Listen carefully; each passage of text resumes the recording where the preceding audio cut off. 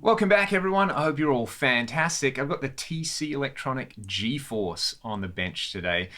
This is basically the granddad of the axe effects. Check this out. If you go to the effects grid, you have a bunch of empty grid spaces that you can place blocks on, and you can route audio in and out of those blocks in a variety of different ways. Furthermore, there's a modifier matrix in here with stuff like pitch detectors, envelope followers, LFOs, ADSRs, external controllers, and you can map those to parameters in the blocks. Like I said, it's not just the green screen on this. There's a lot of functionality that started with this unit, and I guess it's kind of like bigger sibling, the fireworks, that got baked into stuff like the axe effects. So it's kind of cool in that regard. Furthermore, I had the G major when I was first gigging. I had a Marshall JMP1, G major, and a BBE Sonic Maximizer. I was definitely one of the cool kids with that Sonic Maximizer. Just the fact that I had a rack in Perth in 2008 was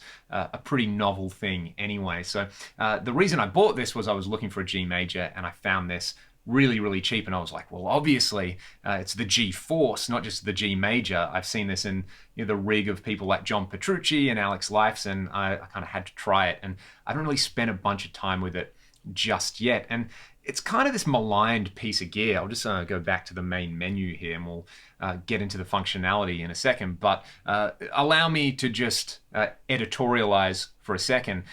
The reason I got into rack gear when I started off playing was it was so cheap. And I'm sure a lot of people out there watch these videos because they look at eBay and Reverb and they see these seemingly arcane pieces of gear for, maybe the price of one of the little Strymon pedals or something like that. And they go, well, if I can get delay and chorus and reverb and pitch detune and also have a rack, which I think is a cool thing to look at, then maybe I should invest some of my money in that. It's a fun thing. And then, you start really getting into this stuff, and I don't know, you hear a Lexicon reverb and you're like, well, if it's not a Lexicon reverb, I'm not going to have reverb at all. Or if it's not a PCM 42 or an SD 3000, I'm not using delay. So it's really easy to kind of get snobby about this kind of stuff. And the G major doesn't get enough love. I feel like I've spent so much time on forums where people slam the converters and, they slam the reverbs, and basically it's not a 2290. Like, that's the criticism. Like, of course it's not a 2290. Look at it. But it can do a bunch of stuff that's kind of novel and fun. So let's get into this beast. The way I've been enjoying running this week is to go to the effects grid. You can see I've connected a delay block, a pitch block, a chorus, and a reverb all in parallel. I have a MIDI controller on the floor so that I can turn all of those off. Alternatively, you can use these buttons on the front. So let's just have a listen to, we'll start out with my favorite thing, the chorus in there. So we'll kind of navigate over to the chorus, we'll hit enter. Let's just have a listen to the bypass sound at the moment.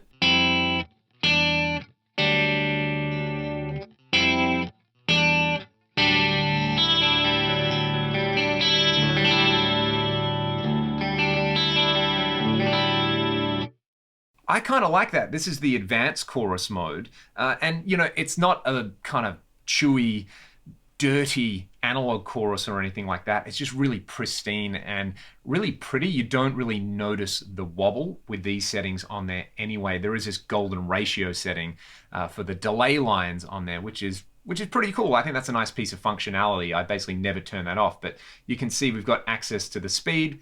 We can sync this to the tempo if we want.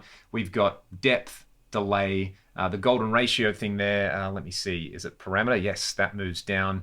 And we've got phase reverse, which is kind of cool. We'll hear that in a minute. We can select between a sine wave and a triangle wave. We can set the phase of the LFO, and then we've got all our mix stuff down here. So that's kind of cool. The chorus is nice, but I think the advanced flanger is my favorite setting in here, mostly because you can, like I said earlier, you can get in, you can reverse the phase on this kind of thing. That's a very TC Electronic thing to do. Stuff like the 2290 reverse the phase electrically on the outputs, and this is a DSP based thing. I understand that's a little bit different, but let's just play with this. Let's go to like 0.4 hertz with the speed. We've got controls for depth, feedback, cross feedback, which is kind of cool, and we get this.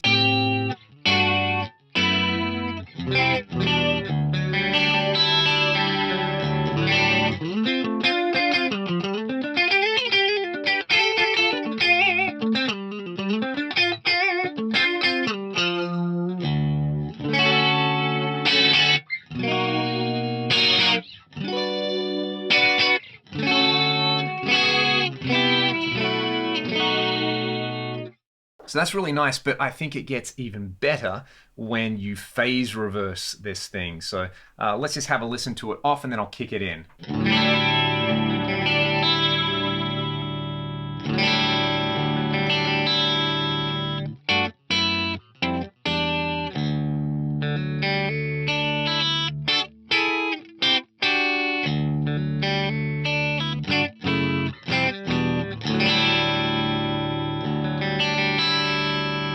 So if you didn't hear a flanger at all there, it means you're listening in mono. You got to listen in stereo to get that effect.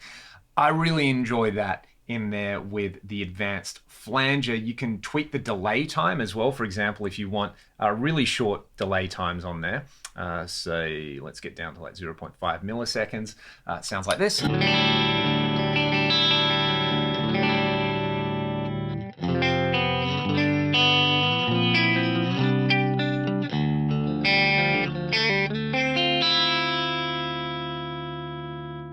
Which I'm a fan of. I'm going to leave it right there. So that's the advanced flanger. There is just like a basic chorus and flanger if you don't want to play around with the advanced controls as you would expect. Let's go to the pitch block now. Let's hit enter on that. I've got this kind of dialed in for those, Mike Landau SPX 90, -13 plus 11 delay times. One thing, and I get this is a valid criticism, you can't adjust the delay voice times in less than 1 millisecond increments if that's super important to you. But so it's just like 4 milliseconds up to whatever you want. If you want to do detune delays, you can do that, which is kind of cool.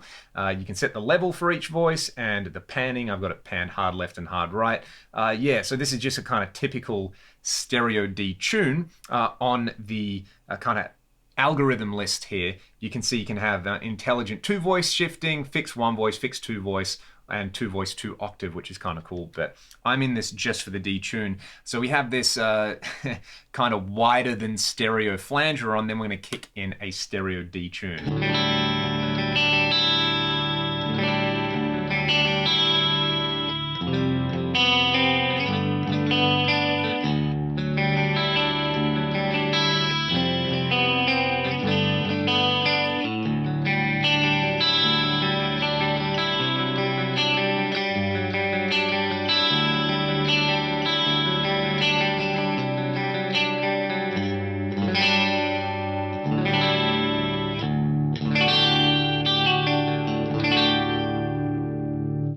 Okay, I like that. Let's go back to the grid. Let's add some delay to all of this. So again, I'll hit enter. What have we got here at the moment? I think I just have these synced up to the tempo. If you've seen any of my videos where I ever use delay, you know what's coming. So I've got a quarter note and a dotted eighth note, 20% feedback, 30% feedback, no cross feedback, but it is cool that you can get the cross feedback in there for a slightly different rhythmic delay effect. Panned hard left and right. I've got a bit of low cut, a bit of high cut on there. And yeah, this is without and then with the delay. And I've got this sync to the tap tempo, which I can control as well. And you get this big blinking red light on there, which is pretty cool. So let's hear that.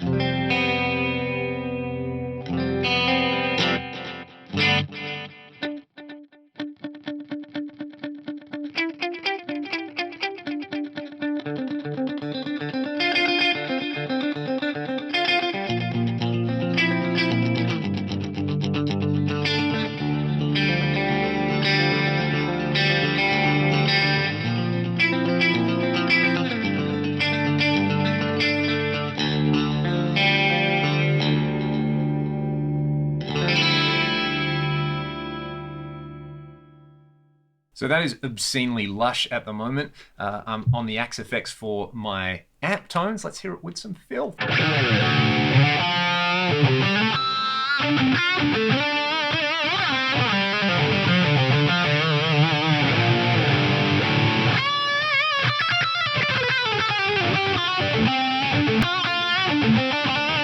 Glorious stuff. Let's play around with some modifiers now. If I go to the mod matrix, what I want to do is take this pitch follower and attach it somewhere on the delay. So I think the delay input level is what I want. The idea being that if I play down low, there's like no delay, and if I play up high, there's lots of delay. So we hit enter, and this little icon comes up, so it means that the pitch modifier is attached to the delay block input level. Let's hit enter again, and I'll be able to tweak out the actual modifier curve. So I should have basically nothing going on down low and lots going on up high, and then I can kind of tweak the glide time, which is like the attack and release.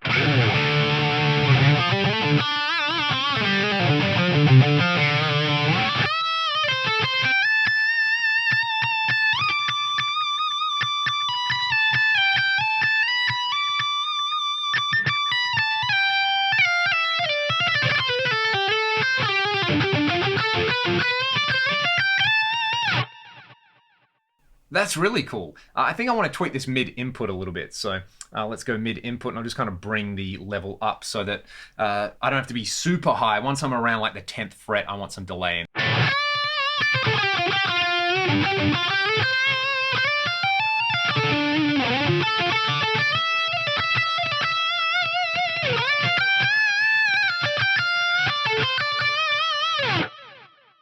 Alternatively, I can change the slope on there. So let's do that. You know, you can kind of get these more extreme curves happening in there.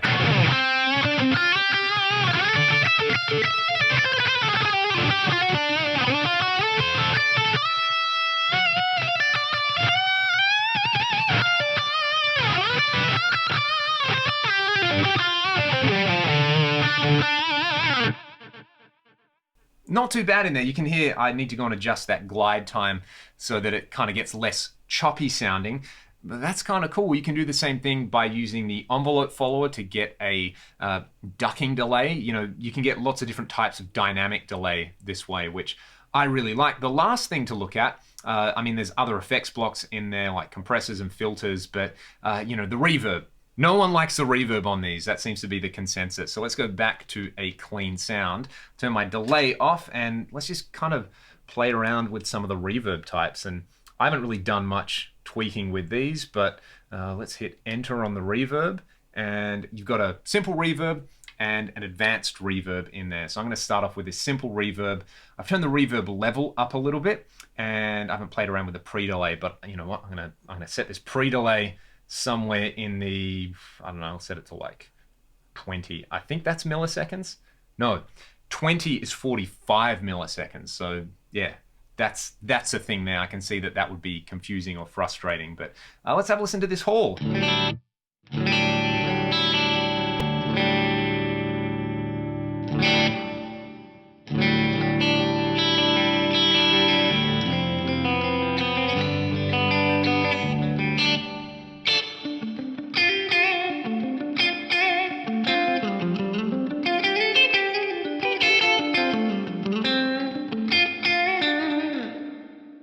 That's probably too much level though, so let's bring the reverb level back down to like 2 or 3 to whatever. I don't think it matters that much.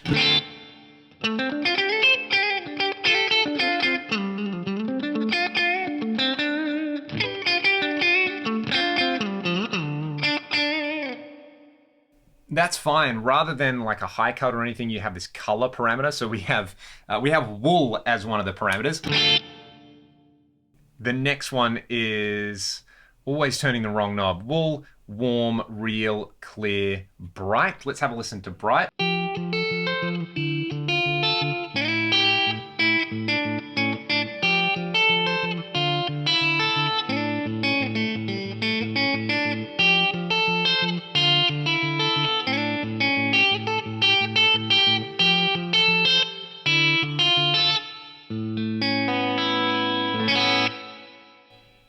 Yeah, that's kind of weird. I don't know if I would ever use that bright setting on there. I think I'm kind of more a wool guy or a warm guy over here. What other types do we have? We've got a room, we've got a club, a hall, a church, a cathedral, a grand hall, a fast decay, slow decay, plate, spring. There's heaps of reverb types. I didn't realize this. I want to know what that slow decay is like. Let's have a listen to that one.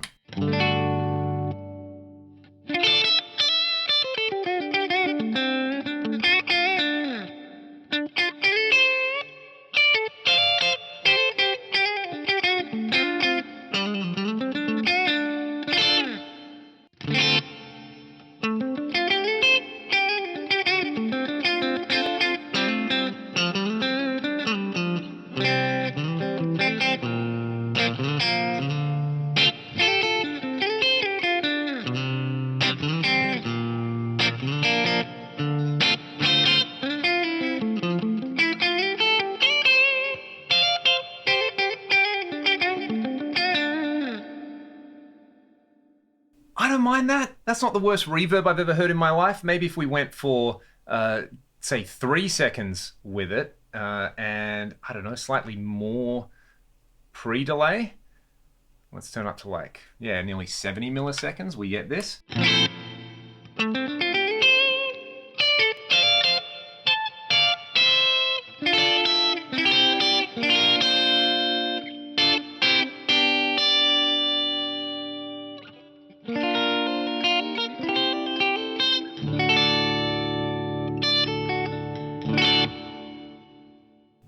I'm totally cool with that. Let's have a listen to maybe one more reverb type. What's the plate like? Where is the plate? Club, hall, church, cathedral, grand hall, fast decay, slow decay, plate. Let's check.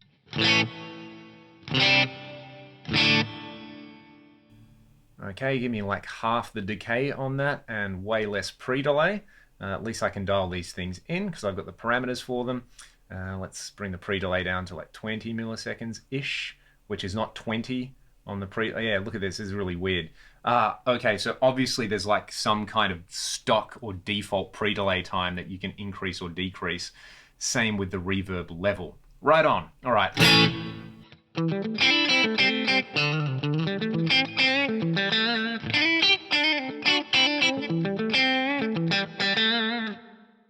Whatever, that's fine. Let's hear that with some distortion.